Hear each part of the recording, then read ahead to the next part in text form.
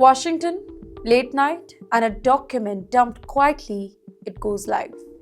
And all of a sudden, the Epstein case is back on track, not as history, not as a closed chapter, but as an open wound. You're watching TimesXP. My name is Rithi Athri, and the US Department of Justice say that this is about transparency. Thousands of Epstein-related files, photographs, documents, digital records, it is released to the public. Finally. So, maybe it just seems. Because when people started scrolling, they noticed something really disturbing.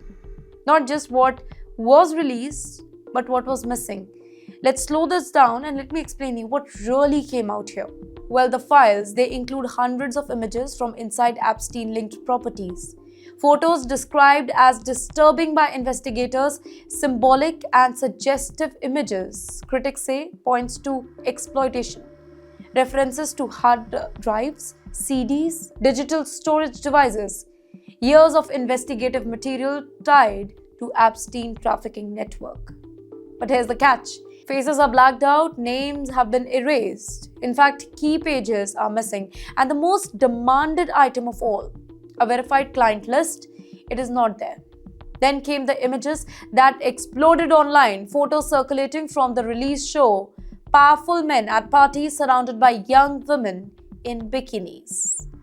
Well, the images are being widely shared, but here's what really matters. They are not proof of the crime. They are contextual evidence from Epstein's world. A world built on access, status, and influence, and maybe silence too.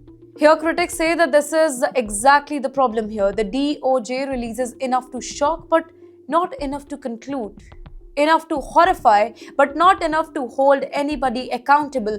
Look closer at the redaction here. Entire photographs gone. Names blacked out, locations blurred. Even when hard drives and CDs, they are mentioned, the actual content, they are not released. No videos, no full photo sets, no database, no trial, just references. That has triggered a single and burning question. If transparency is the goal, then why hide the most important parts? For years, the Epstein case has followed the same pattern again and again. Arrest, silence, sealed files, sudden death, partial disclosures as well, and public outrage. No final answers. And now, another release that raises more questions. And now, another release that raises more questions than it answers. Well, let me be very clear here.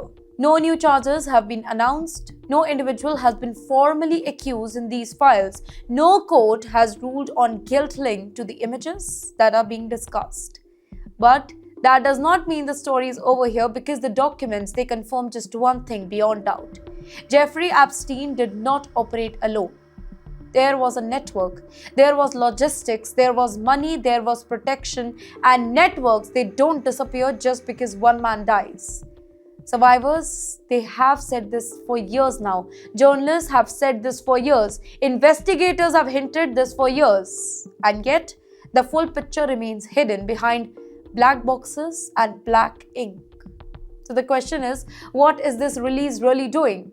Some say it is progress, others say it's damage control. A way to say, look, we released something without releasing anything, and that's why public anger is growing, because transparency isn't selective. It is not curated. It is not edited for comfort. Real transparency is uncomfortable, specifically for people with power. Until the redaction, they are lifted, until the digital evidence is released, until names are named through direct processes, the Epstein case will remain what it has always been. A symbol of how justice, it slows down when the powerful men, they are involved. And this latest release, instead of closing the chapter, it has only made one thing very clear, that the truth is still locked and America knows it.